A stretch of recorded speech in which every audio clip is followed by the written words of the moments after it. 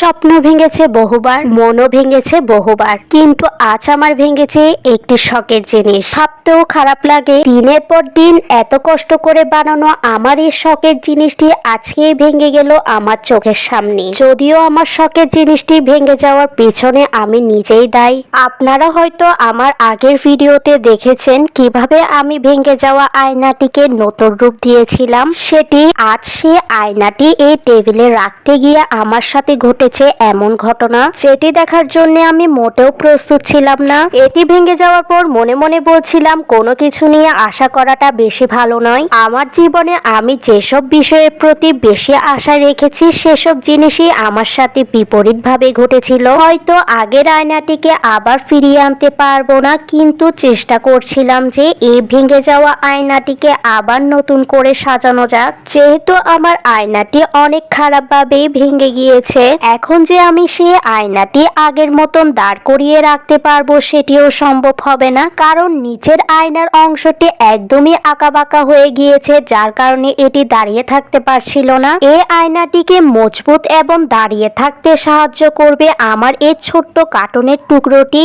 এই কার্টুনটির মধ্যে আমি একটি কালার পেপার লাগিয়ে নিলাম। আপনি চাইলে বিভিন্ন ধরনের কাগজ দিয়ে এই কাজটি সম্পূর্ণ করতে পারবেন। আপনি যদি বোর্ডটির মধ্যে কাগজ না লাগান পরে কিন্তু সমস্যা হতে পারে। এখন এই বোর্ডটির মধ্যে আয়নাটি রেখে দিতে হবে আর দেখতে হবে কিভাবে কি করা যায় সেটি। আমি কিন্তু বোর্ডটি থেকে একটু উপরে করে আয়নাটি লাগাবো, যাতে আমার ভেঙে যাওয়া আয়নার অংশটি যাতে দেখা না যায় মতন। এখানে আপনারা দেখছেন হয়তো আমি কতটুকু উপরে করে আয়নাটি লাগানোর সিদ্ধান্ত নিলাম। এখন নিয়ে নিতে হবে গাম, যেহেতু আয়নাটি আমি বোর্ডের মধ্যেই লাগাবো। গাম দেওয়ার আগে বোর্ডের মধ্যে আয়নাটি একবার বসিয়ে দেখবেন যে আপনার কতটুকু পরিমাণ গাম দেওয়া উচিত সেটি।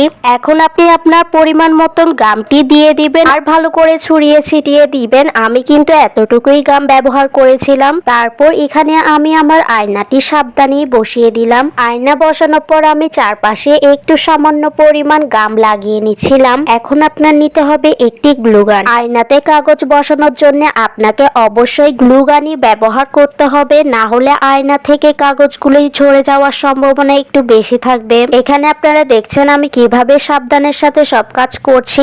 এদিকে আপনারা লক্ষ্য করলে দেখবেন দুই দিকেই আমার ভালো করে ভেঙে গিয়েছে, যেটি আমি এখন কাগজ ইটি দিয়ে ঢেকে দেব। উপরে নিচে কাগজ দুইটি লাগানোর পর জিনিসটি দেখতে ঠিক এমনই হবে। আপনারা যারা আমার আগের ভিডিওটি দেখেছেন তারা হয়তো অবশ্যই জানেন আমি কিভাবে এই কাগজটির মধ্যে ডিজাইন করেছি সেটি। আর যারা দেখেননি তাদের বলবো এই ভিডিওটি আমার আইডিতে দেওয়া আছে। আয়নাটিকে আরো সুন্দর করে ফুটিয়ে তোলার জন্য এখানে ব্যবহার করলাম আমি পেস্তা বাদামের খোসা। সে সময় কিন্তু আমি এসব বাদামই খাচ্ছিলাম, যেহেতু আমার মাথায় সব সময় থাকে ফেলে দেওয়া জিনিসগুলোকে কিভাবে কাজে লাগানো যায় সেটি, তাই না ফেলেই কিভাবে কি করা যায় সেটি দেখছিলাম। আমার মনে হয় আমার মতন যারা চিন্তা করে থাকে এসব বিষয় তারা কোনো কিছুই ফেলতে চায় না, আর এসব ফেলতে না চাওয়া জিনিসগুলোই কিন্তু তার একটা সময় কাজে আসে। এসব খোসা লাগানোর আগে অবশ্যই প্রথমে মিলিয়ে রাখবেন। এখানে আমি একটি ফুল লাগিয়ে দেখলাম কিভাবে লাগানো যায় সেটি দেখছিলাম। পরে দেখলাম এভাবে লাগানোর থেকে উল্টিয়ে লাগালে আরো বেশি সুন্দর লাগবে মনে হচ্ছিল,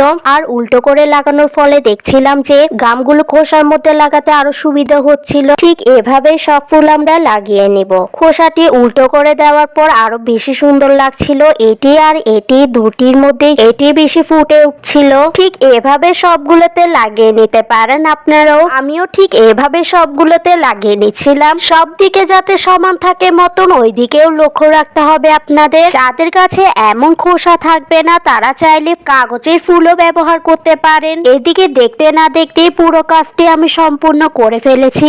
এদিকে আয়নার চারপাশে কিন্তু আমার কালো বোর্ডটি দেখা যাচ্ছিল, যার কারণে একটি কার্টুন কেটে নিলাম আমি লম্বালম্বি ভাবেই। বোর্ডের কালো অংশটি দেখা গেলে অনেক খারাপ লাগবে, যার কারণে আমি এই ছোট্ট কাগজটি কেটে নিয়েছি আর এটির মাপ অনুযায়ী সবগুলি কাগজ কেটে নিব। সব কাগজ কেটে নেওয়ার পর এখন আসতে হবে আসল কাজে। সবগুলো কাগজের টুকরা আমি বসিয়ে বসিয়ে দেখছিলাম যাতে করে সবগুলোই যাতে সমান থাকে মতন। একটি জিনিস লক্ষ্য রাখবেন, কোনো কিছু লাগানোর সময় আগে সেটি বসিয়ে দেখবেন যে সেটি বসানোটি ঠিক হয়েছে কিনা, তারপর আপনারা আপনাদের মনের মতন করে লাগিয়ে নিতে পারেন গাম দিয়ে এই কাগজগুলি। আমিও ঠিক বুঝে শুনে লাগাচ্ছিলাম, সামনে যেটি করা হয়েছে সেটি দেখে দেখে সমান করে সবগুলা লাগানো হচ্ছিল। আবার শেষমেশ করা শেষ হলো।